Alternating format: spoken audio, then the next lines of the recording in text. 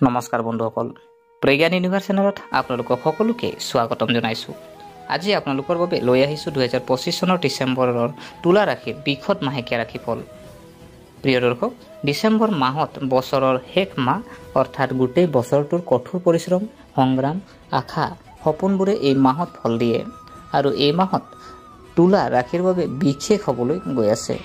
কাৰণ এই সময়ত শুক্ৰ, সূৰ্য, বুধ, বৃহস্পতি আদি শুভ গ্ৰহবোৰে আপোনাৰ ৰাশিফলত এনে এক সংমিশ্ৰণৰ সৃষ্টি কৰিছে যিয়ে আপোনাক সুখ, সফলতা, ধন প্ৰতিপত্তি আৰু ধনাত্মক শক্তি কঢ়িয়াই আনিব। গতিকে কোনো সময় নষ্ট নকৰাকৈ 2025 চনৰ ডিচেম্বৰৰ এই শুভ, বিশদ আৰু অতি গুৰুত্বপূৰ্ণ মাহেকীয়া ৰাশিফলটো আৰম্ভ কৰোঁ আহকচোন। প্ৰিয় দৰ্শক, প্ৰথমতে জানো আহক গ্ৰহৰ অৱস্থান। 2025 চনৰ ডিচেম্বৰৰ মাহত তুলা ৰাশিৰ শাসক গ্ৰহ শুক্ৰৰ প্ৰভাৱ বিশেষভাৱে প্ৰবল হ'ব।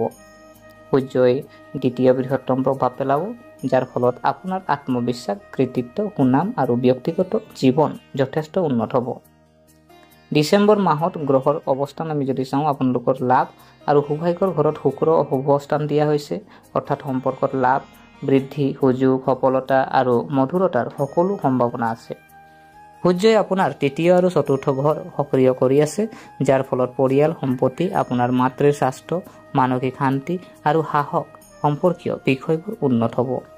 বৃহস্পতিৰ দিশৰ প্ৰভাৱে আপোনাৰ ধন সম্পত্তি আৰু কেৰিয়াৰ সম্প্ৰসাৰণ কৰিছে, অৰ্থাৎ নতুন সুযোগ, পদোন্নতি আৰু উল্লেখযোগ্য লাভৰ সম্ভাৱনা আছে। মংগল গ্ৰহই আপোনাৰ শক্তি বৃদ্ধি কৰিব, কিন্তু খং আৰু অধৈৰ্যতা বৃদ্ধি পাব পাৰে, গতিকে সংযম অতি প্ৰয়োজনীয়। শনিয়ে আপোনাৰ চন্দ্ৰ ৰাশিৰ পঞ্চম স্থানত প্ৰভাৱিত কৰিছে। শিক্ষা, শিশু আৰু আৱেগিক বিষয়ত ভাৰসাম্যৰ প্ৰয়োজন। এই সকলোবোৰ গ্ৰহ সংযুক্ত প্ৰভাৱে আপোনাৰ বাবে প্ৰগতি, সুযোগ, শক্তিশালী সম্পৰ্ক, আৰ্থিক শক্তি আনিব। প্ৰিয় দৰ্শক, এতিয়া আমি জানো আহক যে এই মাহত আপোনাৰ যিহেতু কেৰিয়াৰ আৰু ব্যৱসায় আপোনাৰ কেনেকৈ হ'ব। এই মাহত তুলা ৰাশিৰ জাতক জাতিকাৰ কেৰিয়াৰত যথেষ্ট অগ্ৰগতি লাভ কৰিব।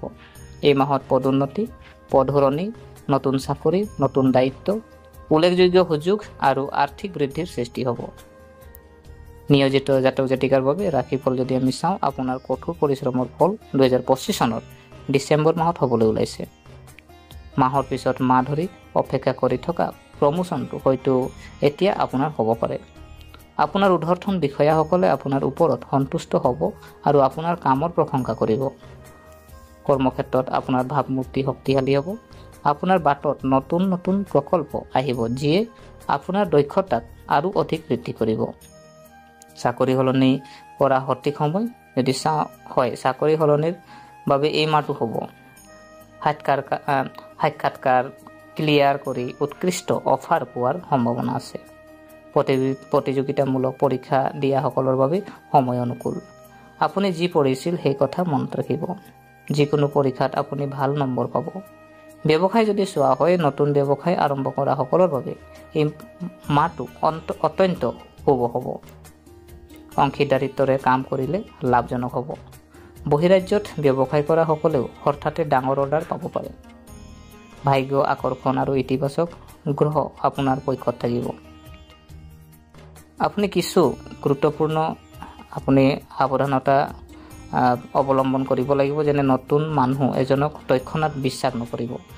লিখিতভাৱে অংশীদাৰিত্বৰে বিত্তীয় লেনদেন কৰা। খঙত সিদ্ধান্ত ল'ব নালাগে। কৰ্মক্ষেত্ৰত ৰাজনীতিৰ পৰা আঁতৰি থাকক। আৰ্থিক পৰিস্থিতি আমি যদি চাওঁ, 2025 চনৰ ডিচেম্বৰ মাহটো তুলা ৰাশিৰ বাবে আৰ্থিক লাভ আৰু আৰ্থিক শক্তিৰ মাহ। আয় বৃদ্ধি, পদোন্নতি পালে আয় বাঢ়িব, ব্যৱসায়ত যথেষ্ট লাভ হ'ব।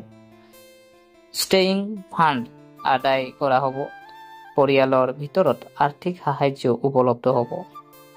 বিনিয়োগ, সম্পত্তিত বিনিয়োগ কৰা ভাল সময় আৰু শ্বেয়াৰ বজাৰত বিনিয়োগ কৰি লাভৰ সম্ভাৱনা দেখা গৈছে। পুৰণি বিনিয়োগে যথেষ্ট লাভৰ সৃষ্টি কৰিব পাৰে। অৰ্থাৎ আৰ্থিক লাভ, বাকী থকা কাম সম্পূৰ্ণ হ'ব আৰু ধন লাভ কৰা হ'ব। পুৰণি ঋণ এটা হঠাতে আদায় হ'ব পাৰে। অভিভাৱকৰ পৰা আৰ্থিক সাহায্য লাভ কৰা হ'ব। আৰ্থিক ক্ষতিৰ পৰা হাত সাৰিবলৈ সাৱধানতা বা গেৰাণ্টিত কাকো টকা নিদিব। পিতৃ মাতৃ বা সংগীক অৱগত নকৰাকৈ বৃহৎ পৰিমাণৰ ধন বিনিয়োগ নকৰিব। লোভৰ বাবে বৃহৎ ৰিস্ক ল'ব নালাগে। স্বাস্থ্য ভাৰসাম্য ৰক্ষা কৰাটো গুৰুত্বপূৰ্ণ। এই মাহত তুলা ৰাশিৰ জাতক জাতিকাৰ নিজৰ স্বাস্থ্যৰ কিছু যত্ন ল'ব লাগিব। যেনে ধৰি লওক সাম্ভাব্য সমস্যা, যেনে ধৰি লওক পাচন তন্ত্ৰ সমস্যা, গেছ, এচিডিটি, কোষ্ঠকাঠিন্য, মূৰৰ বিষ, চকু জ্বলোৱা, মানসিক চাপ বৃদ্ধি, টোপনিৰ অভাৱ। কি কৰিব লাগে? আপুনি ৰাতিপুৱা লঘু ব্যায়াম কৰক, খাদ্যত তেলীয় আৰু টেঙা খাদ্য কমাব লাগে। দিনটোত কমেও 7-8 ঘণ্টা টোপনি লওক। ধ্যান আৰু যোগাসনৰ অভ্যাস কৰক। অত্যধিক আপুনি পৰ্দাৰ সময় এৰক। মানসিক শান্তি কেনেকৈ পাব? প্ৰতিদিনে পুৱা ওম শান্তি আপুনি জপ কৰক। সন্ধিয়া 10 মিনিট গভীৰ উশাহ লওক। শুকুৰবাৰে পাৰিলে আপুনি লক্ষ্মী দেৱীক পদুম ফুল অৰ্পণ কৰক। পৰিয়াল আৰু প্ৰেমৰ জীৱন এই মাহ সুখেৰে ভৰা হ'ব। পৰিয়াল ঘৰত থাকিব শান্তি, প্ৰেম, সম্প্ৰীতি। পৰিয়ালৰ সদস্যৰ মাজত সম্প্ৰীতি বাঢ়িব। কোনো ধৰ্মীয় অনুষ্ঠানত অংশগ্ৰহণ কৰাৰ সুযোগ পাব। অভিভাৱকৰ স্বাস্থ্য উন্নতি হ'ব। বৈবাহিক জীৱন যদি চোৱা হয়, স্বামী স্ত্ৰীৰ সম্পৰ্ক মধুৰ হৈ পৰিব। পুৰণি মতানৈক্যৰ অন্ত পৰিব। একেলগে ভ্ৰমণ কৰাৰ সুযোগ পাব। আপোনাৰ পত্নীৰ পৰা আৰ্থিক সুবিধা সম্ভৱ। প্ৰেমৰ সম্পৰ্কত থকাসকলৰ বাবে এই মাহটো অতি ৰোমান্টিক হ'ব। আপোনাৰ সংগীৰ সৈতে সময় কটোৱাৰ সুযোগ পাব। এটা প্ৰেমৰ প্ৰস্তাৱ গ্ৰহণ কৰা হ'ব পাৰে। অবিবাহিতসকলে নিজৰ পচন্দৰ সংগী বিচাৰি পাব পাৰে। আধ্যাত্মিক আৰু ধৰ্মীয় যদি আমি চাওঁ যে ডিচেম্বৰ মাহটো যিহেতু তুলা ৰাশিৰ বাবেও আধ্যাত্মিকভাৱে অতি শুভ।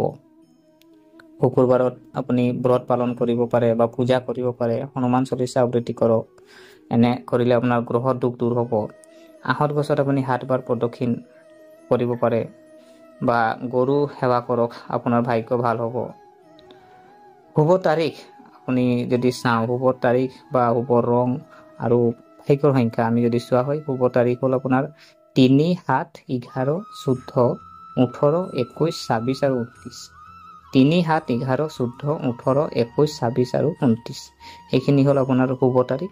শুভ ৰং যদি চাওঁ, বগা, গোলাপী, ক্ৰীম, পাতল নীলা। আৰু শুভ সংখ্যা 3, 6, 9। গতিকে বন্ধুসকল, এইটো আছিল 2025 চনৰ ডিচেম্বৰ মাহত তুলা ৰাশিৰ বাবে আপোনাৰ অতি বিশদ, গভীৰ আৰু সম্পূৰ্ণ জ্যোতিষ বিশ্লেষণ ভিত্তিক মাহেকীয়া ৰাশিফল।